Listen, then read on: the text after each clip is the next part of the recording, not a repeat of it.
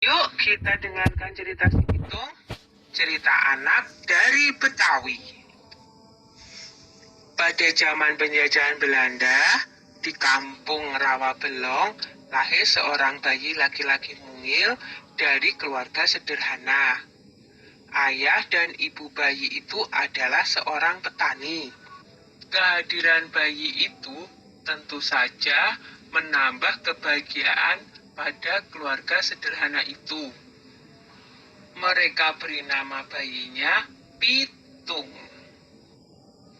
Pagi itu, di balai-balai bambu depan rumah, Ibu Pina sedang menggendong Pitung kecil. Setiap selesai memandikan, Ibu Pina selalu menggendong bayinya sambil berjemur di depan rumah dan berdoa. Anakku sayang, kamu harus sehat ya. Kelak kamu harus menjadi manusia yang berguna bagi nusa dan bangsa. Tak terasa, Pitung mulai menginjak usia remaja. Selain belajar mengaji, ia juga belajar ilmu bela diri. Dengan cepat, Pitung menguasai seluruh jurus yang diajarkan oleh sang guru. Sampai akhirnya, sang guru mewariskan ilmu Pancasona kepadanya, yaitu ilmu kebal senjata.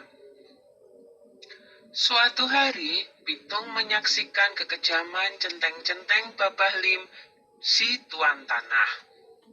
Mereka mendatangi rumah penduduk dan merampas harta benda yang ada, karena tidak membayar pajak dan upeti. Dengan kejam, mereka memukul dan menyeret para penghuni rumah. Hati kecil Pitung terpanggil untuk menolong mereka. Ini adalah saat pertama Pitung membela orang lemah. Pitung tak tega melihatnya.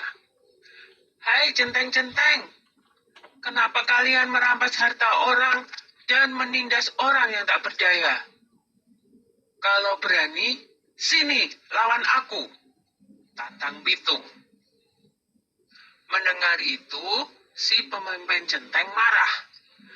Hei anak muda, berani-beraninya kau menghalangiku.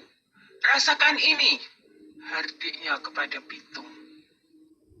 Pemimpin centeng menyerang Pitung dengan gencar, tetapi Pitung berhasil mengalahkannya dengan mudah.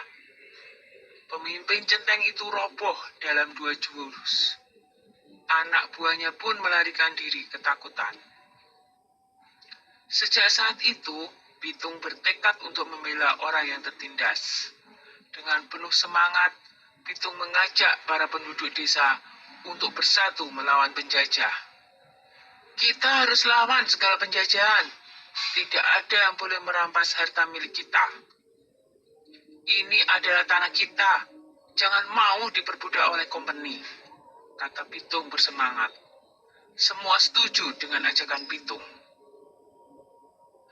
Para tuan tanah dan kompeni menjadi resah. Mereka mengadukan perlawanan itu kepada pemerintah Hindia Belanda. Scott Heine, pemimpin tertinggi di Batavia, memerintahkan aparat untuk menangkap Pitung. Ia menawarkan hadiah besar bagi siapa saja yang bisa menangkap Pitung.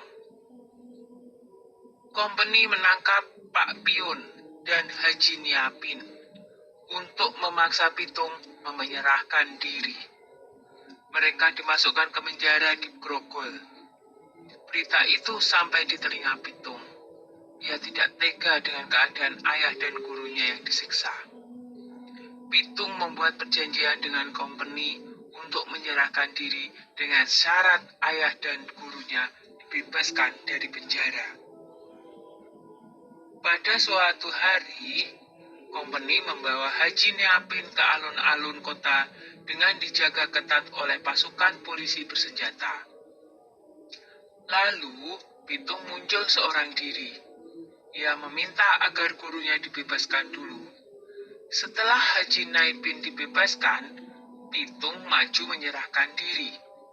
Pasukan polisi membidikkan senjatanya ke Pitung. Tertangkap juga kamu, Pitung, kata Scott Heine kesal. Hahaha, aku tidak takut menghadapi pengecut seperti kalian, jawab Pitung. Scott Heine marah dan ia langsung memberi tanda kepada pasukan untuk menembak. Dor, dor, dor! Pitung pun roboh bersimbah darah. Pitung gugur sebagai seorang satria. Beberapa bulan kemudian, Scott Heine dipecat dari jabatannya karena menembak orang yang tidak melawan ketika ditangkap. Pitung gugur sebagai pahlawan dan akan selalu dikenang oleh generasi-generasi berikutnya. Sudah dulu ya cerita si Pitungnya. Jumpa lagi di cerita lain.